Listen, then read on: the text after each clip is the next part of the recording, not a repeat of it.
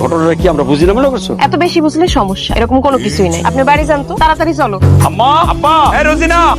তুমি দেশে কই? আমি তো কিছুই জানি না। আরে আব্বা মা প্রত্যেকটা দিন এমন ভাবে ফোন দেয় আমারে, বিদেশে থাকাটাই তো দায়, সেই জন্য চলে আইছি। নিশ্চয়ই আমার নামে কান পড়া দিয়া তোমার এখানে তাড়াতাড়ি আনাইছে। তোমার নামে কান পড়া দেবো কে? যেটা সত্য সেটা কইছি। ভাজান রে এক চুলো মিথ্যা কথা কইলি। আম্মা তুমি থামো, তুমি যে কেমন আমার সে ভালো কেউ জানে। আরে আমি তো তোমার জন্য এতদিন বিয়েই করতে পারি না। এলাকার মানুষ সবসময় বলতো এই বাড়িতে বউ নিয়ে আসলে জীবনে বউ ঠিক হবে, সেটাই তো প্রমাণ হইতাছে। তুমি তো দেখি রোজিনারে বাড়ি করা দেওয়ার জন্য পায়তারা করতেছো। ভাজান এটা একটা কি কথা কইলি? আমি তোরে জন্ম দিছি, আমি তোর মা, আমি তোর ভালো চামু না, এটা তুই কইতে পারলি? তোর বউ দেশে যা কইরা বেড়াইতেছে তাতে তো তোর বাপের আর আমার মুখ দেখানো দায় হয়ে গেছে। দেখো মা যা কিছু কইতাছে সব মিথ্যা কথা, আমার এই বাড়ি থেকে তাড়ানোর লেগা কইতাছে। হইছে, তোমরা থামো। আমি যেহেতু চলে আইছি, কোনটা সত্য আর কোনটা মিথ্যা আমি নিজেই বুঝতে পারবো। এইটা একদম উচিত কথা কইছিস, ঠিক কথা কইছিস। এখন নিজের চোখে দেখবি কোনটা সত্য আর কোনটা মিথ্যা। কি অবস্থা সবুজ, কেমন আছো? দেশে আসছেন খুব ভালো হয়েছে। দেশে আসছি খুব ভালো হয়েছে মানে কি? বিদেশে থাকলে কি খারাপ হইতো?